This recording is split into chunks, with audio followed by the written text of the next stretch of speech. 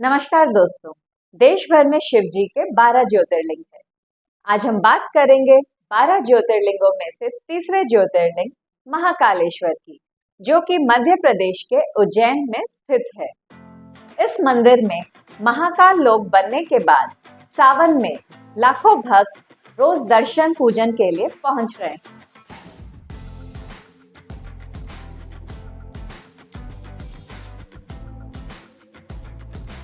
उज्जैन और इंदौर के बीच की दूरी करीब 55 किलोमीटर और भोपाल से उज्जैन की दूरी करीब 200 किलोमीटर है। महाकाल का ज्योतिर्लिंग दक्षिण मुखी है। ये इस शिवलिंग की सबसे खास बात है। ये एकमात्र ज्योतिर्लिंग है जिसका मुख दक्षिण दिशा में है। ये मंदिर क्षिप्रा नदी के पास ही स्थित है। हर 12 साल में एक बार उज्जैन में सिंहस्थ का मेला लगता है।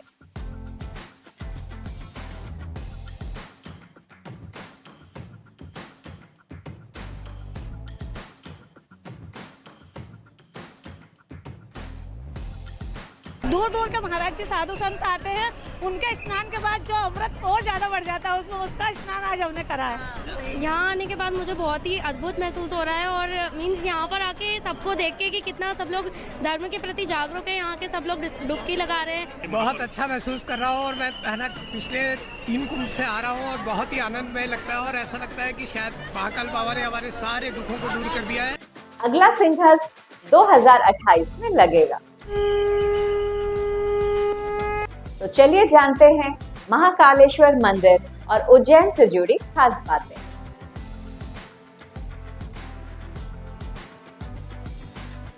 ज्योतिर्लिंग यानी शिव जी ज्योति स्वरूप में विराजित हैं।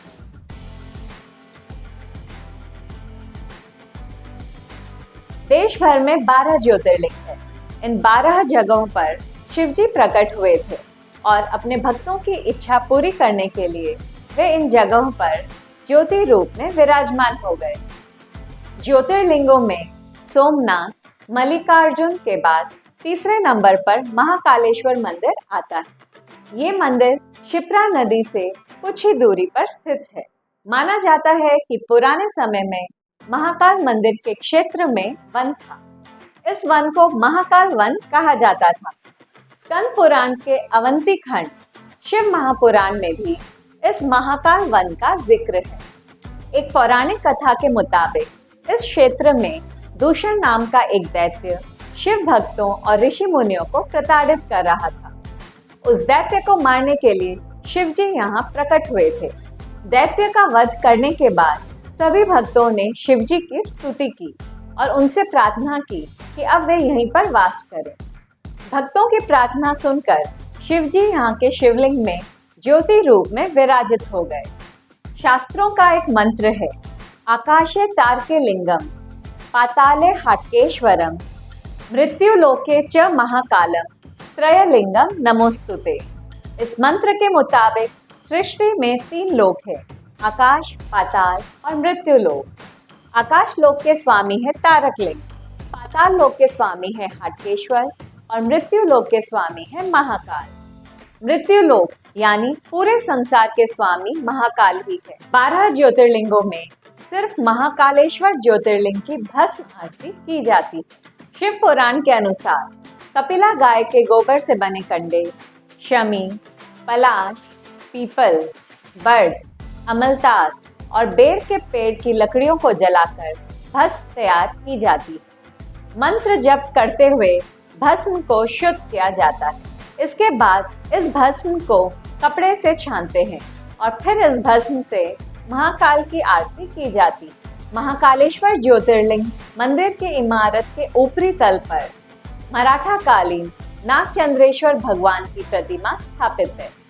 इस प्रतिमा के दर्शन साल में सिर्फ एक बार नाग पंचमी पर ही होती है। हर साल सावन महीने के सभी सोमवार और भाद्रव महीने के एक पक्ष के सोमवार को महाकाल की सवारी निकलती है। महाकाल की प्रतिमा को चांदी की पालकी में विराजित किया जाता है। इसके बाद बाबा की पालकी को क्षिप्रा नदी के घाट पर ले जाते हैं और वहां से उज्जैन का भ्रमण करते हुए भगवान अपने मंदिर लौट आते हैं।